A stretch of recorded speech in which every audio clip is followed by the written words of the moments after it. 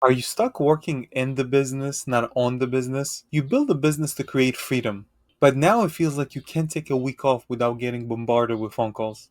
If your team cannot move without you, if your team cannot function without you, if your team depends on you, you don't own a business.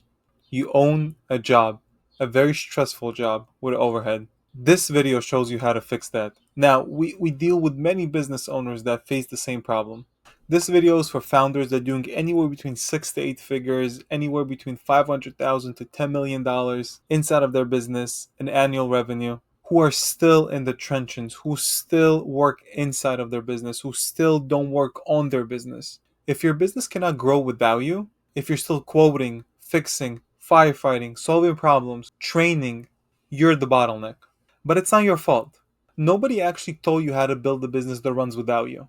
That's what I'm going to explain today. How to actually build a business, a small business, that runs without the owner in the day to day. Because there's two options, right? There's the option number one, most likely you're sitting right here, where every team problem, every client problem, every headache comes to you. You're the one answering the phone calls, you're the one dealing with every challenge, and it's taking a toll on you. And by that point, you already realize it's not sustainable. It cannot continue like this. Versus, for example, McDonald's. McDonald's is a business that could be ran by an 18-year-old manager. Why?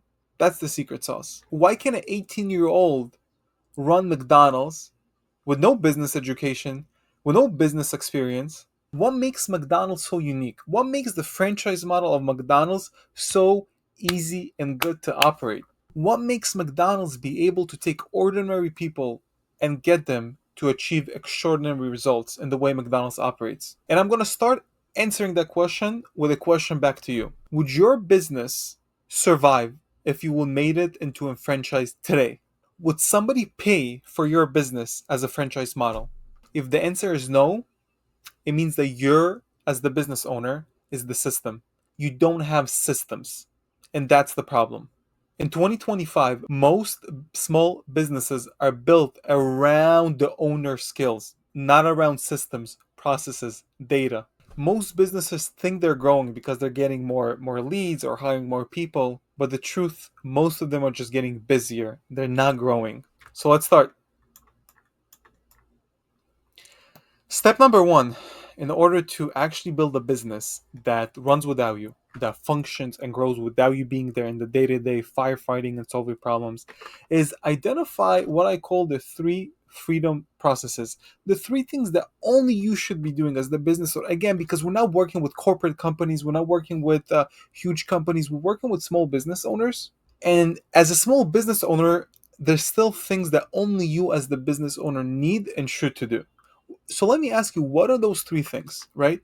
For most businesses that we work with, they're the sales strategy, they're the sales leader, they're the people that bring in the sales into the organization. So okay, you're the rainmaker. Again, most clients that we work with, they're the strategy, meaning they think strategically, they set the vision in their businesses, they're the visionaries in their business, and nobody can replace them as that.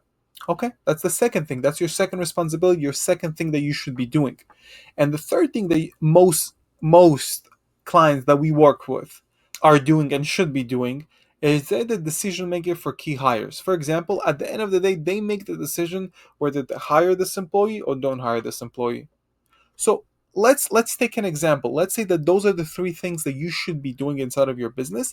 Everything else, and I mean everything else, we should set a goal to delegate them. Again, not right away, with time, with a plan, but that should become your focus.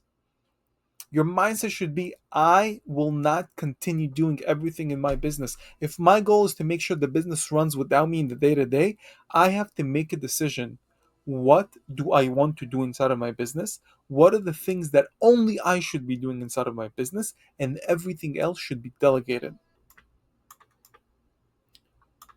Again, everything else, someone else could do it with the right systems. I'm not saying right away.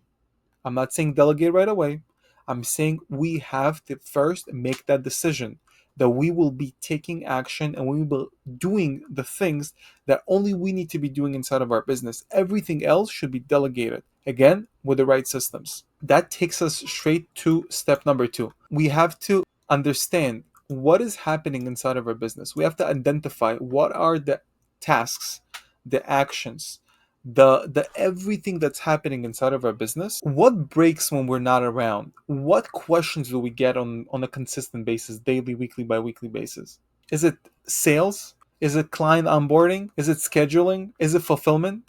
We have to identify what are those tasks that need to happen inside of our business. Step number two is to capture them. How do we capture? We basically understand who the best person in the organization that takes this task. For example, if we're a restaurant, we're working with a restaurant right now, we identified one of the tasks, which is upselling cocktails and dessert. We identified the tasks, upselling cocktails. Step number two is we're going to capture how to upsell cocktails. In this specific scenario, we ask the question, who inside of our organization upsells the most amount of cocktails and the most amount of dessert? We figured who that person is. Then we're going to capture his process for doing it.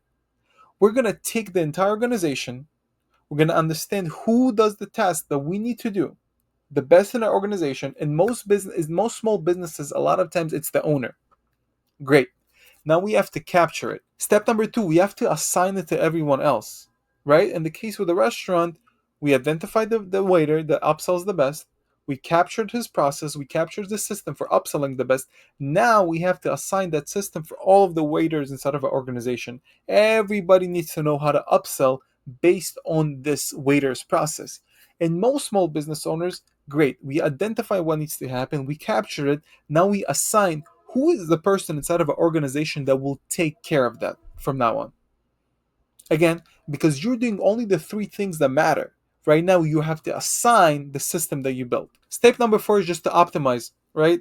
You will try, you will fail, you will get up, you will optimize, you will make the system better. There's two key mindsets that we have to think about when we do this, right? We have to understand we don't need to systemize everything.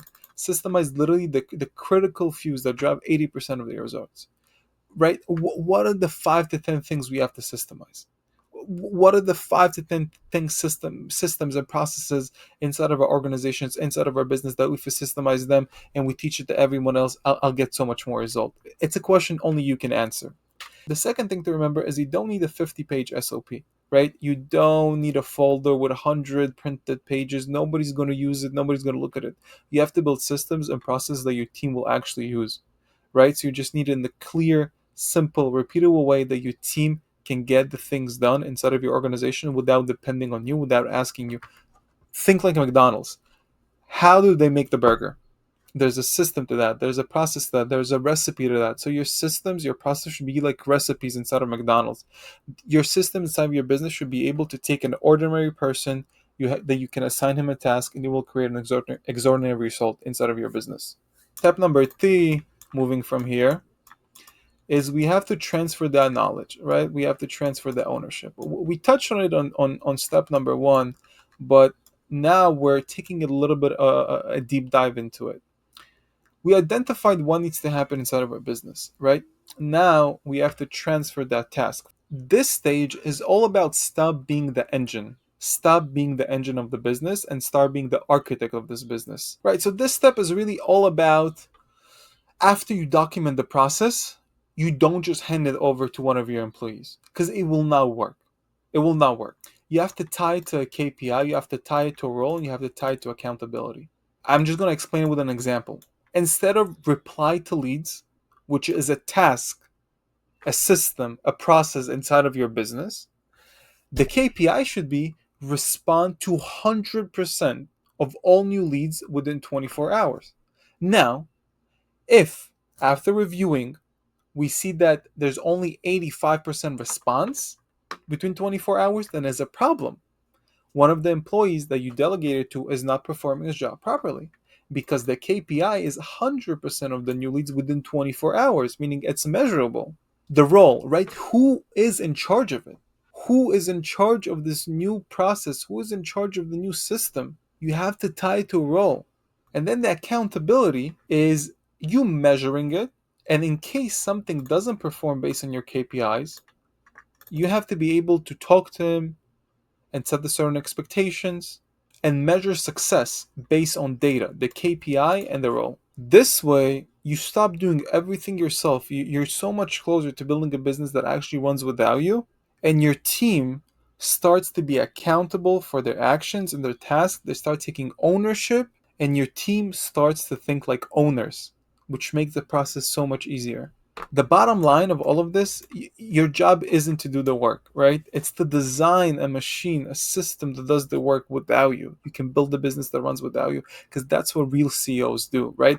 We're talking to small business owners. People are doing anywhere between 6 to 8 figures. They have 3 to 50 employees, but it's achievable. It's doable. I see it firsthand with businesses where we help them take the business owner out of the day-to-day operation so he can focus on growth, so he can focus on scale, so he can focus on efficiency, so he can prepare his business for an exit. And those business owners, after we worked with them, they tell me, Eli, you are the person that made me feel freedom again. You made me feel free again. You helped me. Why? Not because I'm some sort of a genius. Because when you shift from an operator to an architect, you don't just grow, you scale. You grow without the chaos. It's a different type of growth. That's what real CEOs do. That's how they run their companies. And step number 4 is we have to make sure your business is exit ready. Based on working with so many private equity companies and helping business owners increase the valuation and helping business owners, prepare for an exit from an operational side, what business owners want is businesses that are owner independent. They don't want to buy businesses. They don't pay top dollar for businesses that there's a key man dependency, that the business depends on one person and usually the business owner. They don't want that because it becomes a job with an overhead. It's not a business. The second thing they really look for is documented systems. Like McDonald's, think like McDonald's, think like a franchise. Even if you're not planning to franchise your business, you have to think like McDonald's and a franchise. How can I make the recipes, the systems, the processes so easy that a simple person can look at them and make it happen? And follow my systems, follow my SOPs, follow my guide, and create the result I want inside of my business. We have to have consistent delivery. How do we achieve that? With documented systems, with KPIs, with roles, and a scalable structure. Meaning, how do we make sure that our organization, our people, are structured with KPIs, with accountability, with ownership, which happens at step number 3. Because a business that needs you 24/7 is not valuable, it's vulnerable. Buyers, they don't want to buy chaos, they don't want to buy headaches, they don't want to buy 80-hour work weeks. They want to buy operational maturity. They want to buy an operation that works, that functions like a clockwork. Because if your business cannot run without you, if your business needs you in the day to day, most buyers don't want to buy this business because it's just a headache. They want the business that runs without you. They want a business that grows without you.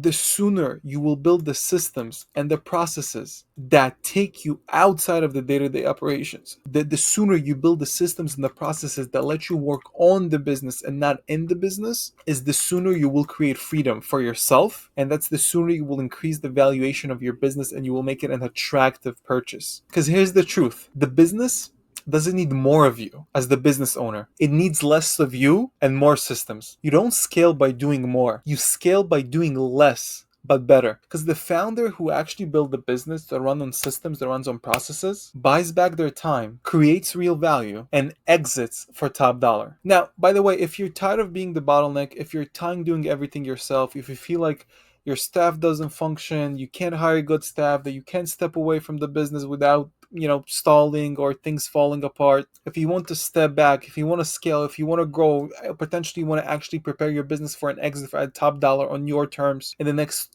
6 to 36 months, there's a link in the description. It explains what we do as a firm and how we help business owners work on their business, not in the business, set up the right systems and processes to make sure that the business actually can grow, scale, be efficient, focus on profit, on cash flow, and prepare for an exit. Now, if you're not at that stage, don't click it. I'm not saying you should click it. But if you do, there's a link that explains how we help companies like yours. To sum it up, you have to think like a franchise, even if you're not thinking about franchising your business, because that will take you out of this mode.